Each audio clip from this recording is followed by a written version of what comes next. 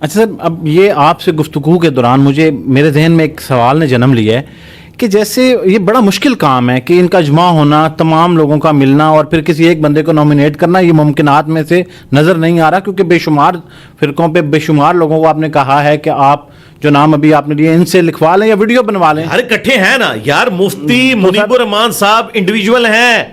آپ مجھے یہ کہہ رہے ہیں کہ بڑا مشکل ہے کہ ہم ڈھونڈیں کہ چیئرمین پی ٹی آئی کون ہے. یار چیئرمین پی ٹی آئی، بانی پی ٹی آئی ایک ہی ہے، عمران خان. آپ کیوں کہہ رہے ہیں بے شمار ہیں؟ یار آپ کہہ رہے ہیں بڑا مشکل ہے کہ نون لیگ کا بڑا ڈھونڈیں. نون لیگ کا بڑا ایک ہی ہے، نواز شریف صاحب. اس طریقے سے بریلویوں کا بڑا ایک ہی ہے. لیکن سر جو یہ بڑا ہے جس کو آپ ذکر کر رہے ہیں، اس کو تمام لوگوں نے ایکسپٹ بھی کیا ہے. جی کیا ہوا ہے. اب حسن اللہ یاری صاحب تو کہتے ہیں کہ میں مانتا ہی نہیں. یار ادھر آ جائے نا، آپ پھر ادھر چلے جاتے ہیں. جو بات شروع ہوئی ہے نا ان کی بات کریں. حسن اللہ یاری صاحب پھر اپنا کوئی نیا فرقہ ڈکلیئر کریں نا، چھوڑ دیں نا. ان کو تو نیگلیکٹ کر دیا نا ان کے فرقے کے لوگوں نے. یہ تو اپنے آپ کو بریلوی کہہ رہے ہیں نا، اور بریلویوں کا بڑا یہ خود بھی مان ہے. حسن اللہ یاری تو کہہ رہا ہے ساجد نقوی میرے مقابلے میں کچھ نہیں ہے، اپنے آپ کو وہ کہتا ہے. لیکن مفتی حنیف قریشی صاحب تو یہ نہیں کہتے کہ مفتی منیب میرے مقابلے پہ کچھ نہیں ہے. تو ان کیے ہوئے نا، یہ بات نہ کریں. یہ دو ڈیفرنٹ باتیں ہیں. اس طریقے سے کون سا دیوبندی ہے عالم جو کہ میں تقی عثمانی کو اپنے سے بڑا نہیں مانتا ہوں؟ تو بڑے تو ڈیفائن ہے. اچھا سر، اگر ایک شخص جیسے آج آپ بات کر رہے تھے، اور یہ بڑی اچھی چیز ہے کہ جو نان مسلم ہے اس کی طرف بھی آپ کی دعوت جانا شروع ہو گئی ہے، ویڈیوز کے تھرو بھی، اور باقی چیزیں بھی آپ بتا رہے تھے. تو اب اگر کوئی نان مسلم سر میرے سے یہ سوال کر لیتا ہے، میں ابھی اس گفتگو کے دوران، کہ یار میں اسلام کی دعوت لینا چاہتا ہوں لیکن میں اس شخص سے لوں گا جس کو آپ کے تمام فرقوں کا جس بندے کے اوپر اتفاق ہوگا، تو میرے لیے تو بڑا مشکل ہو جائے گا کسی ایک کو نومینیٹ کرنا. تو ہم اس دعوت کو فضول سمجھتے ہیں. ہم تو اس طرح کی دعوت پیش ہی نہیں کرتے. ہم تو پہلے اسے کہیں گے کہ تو نے کسی بھی فرقے کو فالو نہیں کرنا، تو نے وہ فالو کرنا ہے جو قرآن و سنت میں لکھا ہوا ہے. ہم تو اسے یہ دعوت دیں گے. اچھا، ہم تو اسی کے تو خلاف ہیں. ہم تو یہ کہہ رہے ہیں اللہ کا شکر ہے سعودی حکومت آئی ہے، ورنہ 1517 سے لے کے 1917 تک 400 سال تک گریٹ آٹومانم امپائر جسے کہتے ہیں یہ لوگ، سلطنت عثمانیہ، اس نے 4 مسلح کعبے کے اندر ڈالے ہوئے تھے. اس وقت جو گورا مسلمان ہو کے کعبے میں پہنچتا ہوگا تو وہ نہیں پوچھتا ہوگا یار میں کس امام کے پیچھے نماز پڑھوں. اللہ تعالیٰ نے ان کی کمر توڑی، سعودی حکومت آئی، انہوں نے 4 مسلح اڑوا دیے. اب ایک امام وہاں کھڑا ہوتا ہے. ہم تو خود اسی کے تو خلاف کھڑے ہوئے ہیں. یہ اسلام کی بدنامی کروا رہے ہیں. یہ غیر مسلموں کو اسلام کی طرف آنے نہیں دے رہے. ہم غیر مسلم کو کہیں گے آپ کے پاس کوئی نان مسلم آتا ہے کہ جی میں اسلام کو اسٹڈی کرنا چاہتا ہوں، جی تو آپ اسے کہیں گے یہ میری کتاب ہے قرآن پڑھو. ہم یہی کہتے ہیں. ہم علماء کے ساتھ تو جوڑیں گے نہیں. ہم کہیں گے کہ جس شخص کی تعلیمات ہیں ہم تک پہنچی ہوئی، اس کی قبر مدینے میں ہے. زندہ کسی بندے کو لینا ہے تو یہ ہمیں بتایا ہی نہیں ہمارے پیغمبر نے. ہمارے پیغمبر نے کب بتایا ہے کہ حجۃ الوداع کے موقع پر کہ میری وفات کے 1400 سال بعد مفتی تقی عثمانی صاحب آئیں گے، ان کا دامن کرم تھام لینا، تم کبھی گمراہ نہیں ہوگے. ہمارے نبی تو بتا کے گئے قرآن و سنت، قرآن اور اہل بیت. تو نبی علیہ السلام تو اعلان برات کر کے ہوئے ان سے. ویسے تو مطلب اگر ہم اس کو عام الفاظ میں کہیں تو اگر وہ آپ سے رجوع کر لیتے ہیں ایگزامپل کے طور جی میں بھی قرآن دوں گا پڑھنے کے لیے. اچھا جی ظاہر ہے. قرآن کے علاوہ آپ کی جو تعلیمات ہیں وہ تو ڈیفینیٹلی قرآن کے ظاہر ہے. جب وہ قرآن پڑھے گا اور حدیث اسے پہلے صفحے پہ جب وہ پڑھے گا نا ایاک نعبد و ایاک نستعین، تو یا لی مدد کبھی نہیں کہے گا. وہ کہے گا یار قرآن میں واضح لکھا ہوا ہے. اچھا سر، آپ کی اجازت سے اب یہ سوال ہے کہ آپ تو یہ کہہ دیں گے کہ جو بریلوی مذہب کا اس کو پتہ تو چلے گا اسلام میں آنے کے بعد، تو آپ تو کہیں گے کہ یہ غلط ہے، لیکن باقی لوگ تو پھر یہ کہیں گے کہ یہ آپ کو غلط تعلیم دے رہے ہیں، ایسا ہے ہی نہیں ہے. نہیں، ہم یہ نہیں کہیں گے کہ یہ غلط ہے یا وہ غلط ہے. ہم کہیں گے کتابیں ٹھیک ہیں، باقی سب غلط ہے. اب خود فیصلہ کرو کہ کون کتاب سے بات کر رہا ہے. تو نان مسلم ہمارے تک پہنچ گئے ہیں جناب. 20 سال پہلے ہندو سے مسلمان ہوئے ہیں، کوئی بریلوی ہوا ہے، کوئی دیوبندی ہوا ہے. میں نے تو ان کے گھروں میں جا کے دعوت نہیں دی. وہ یوٹیوب سے خود بخود یہاں تک پہنچ گئے. وہ کہتے ہیں ہمیں حق مل گیا. اچھا لے سر، اب ایک اور مسئلہ ہے. ہم تھوڑا سا کچھ سوالات ہیں میرے پاس. جب میں آپ کے پاس آ رہا تھا تو کچھ لوگوں نے بھی مجھے سوالات دیے، کچھ میں نے جو مرضی کریں. ہم کسی سے نہیں پوچھتے کہ کون سا سوال کرنا ہے، جو دل کرے پوچھیں. سر جمعے کی نماز سے متعلق جو ہے وہ میں نے غامدی صاحب کا بیان سنا ہے، یقیناً آپ نے بھی سنا ہوا ہوگا.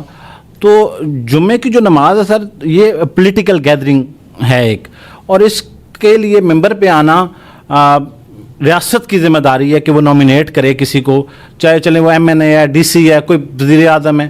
تو اگر ریاستی نمائندہ ممبر پہ موجود نہیں ہے تو کوئی عالم جا کے اس ممبر پہ خطبہ دے سکتا ہے اور پھر وہاں پہ جمعے کی نماز ہوتی ہے؟ جی ہو جائے گی. کون کہتا ہے نہیں ہوگی؟ غامدی صاحب نے تو کہیں نہیں کہا کہ نہیں ہوگی. نہیں، وہ کہتے ہیں کہ اگر آپ جمعے کی نماز نہ پڑھیں ظہر کی پڑھ لیں تو ٹھیک ہے. پھر کہاں پہ؟ ان کی ویڈیو میں. نہیں کہاں پہ؟ کس جگہ پہ؟ وہ پاکستانیوں کو کہہ رہے ہیں کہ آپ گھروں میں نماز پڑھیں، کوئی جمعہ پڑھنے کی ضرورت نہیں. میں نے تو ایسی کوئی ویڈیو نہیں. سر اگر ہم چلیں ہم میرا سوال ہے، نہیں میرا سوال ہے. نہیں ہاں اس طرح دیکھیں، پہلے تو میں آپ کو احتیاطاً یہ بتا دوں، کسی عالم دین کے کسی ریفرنس سے آپ نے مجھ سے بات اس لیے نہیں کرنی کہ چونکہ میں ڈسا ہوں آؤٹ آف کانٹیکسٹ کلپس کا.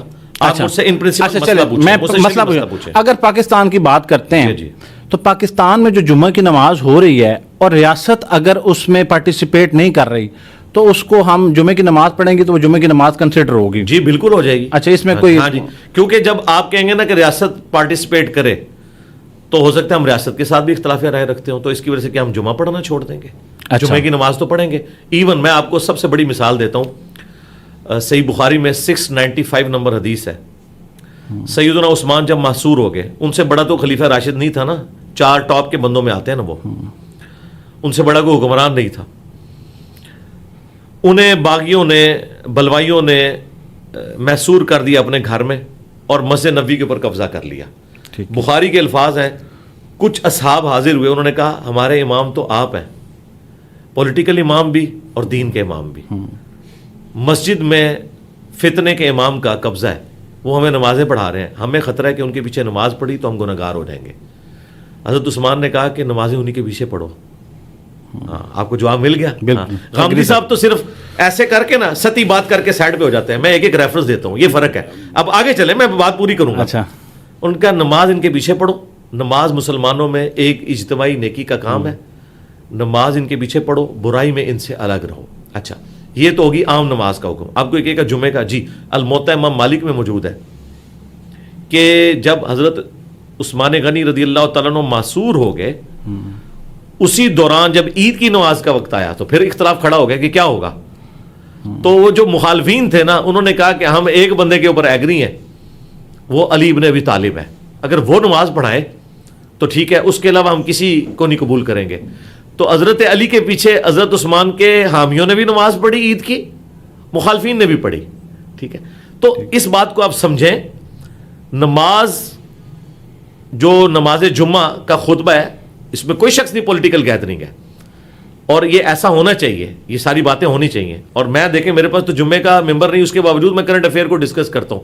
میں نے اتوار والے دن پولیٹیکل گیدرنگ اپنی بنائی ہوئی ہے. میں ہر وہ ٹاپک جو ریلیجن سے متعلق ہے، خواہ وہ پالیٹکس سے ریلیٹڈ ہو یا عوام الناس سے ریلیٹڈ، میں اس کو ڈسکس کرتا ہوں. میں جو اس وقت حالات ملک کے جا رہے ہوتے ہیں، میں اس میں اپنی رائے ضرور دیتا ہوں.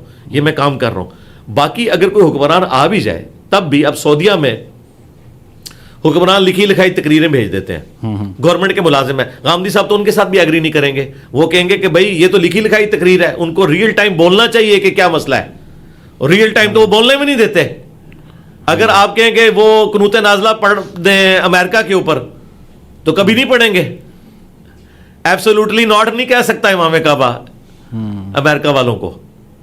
ہمیں ضرور لوگ بھاشن دیتے رہیں گے جی امریکہ جو ہے وہ مسلمانوں کا دشمن ہے.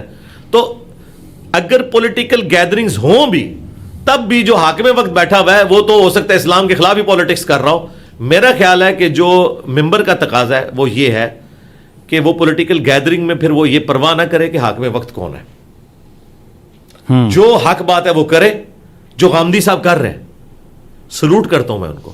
وہ ہر ٹاپک کے اوپر دلیری سے بولتے ہیں، خواہ وہ جبری گمشدگی کا مسئلہ ہو، خواہ وہ اسٹیبلشمنٹ کا پولیٹکس میں لچ فرائی کرنا ہو، وہ ہر بات کے اوپر دلیری سے بولتے ہیں.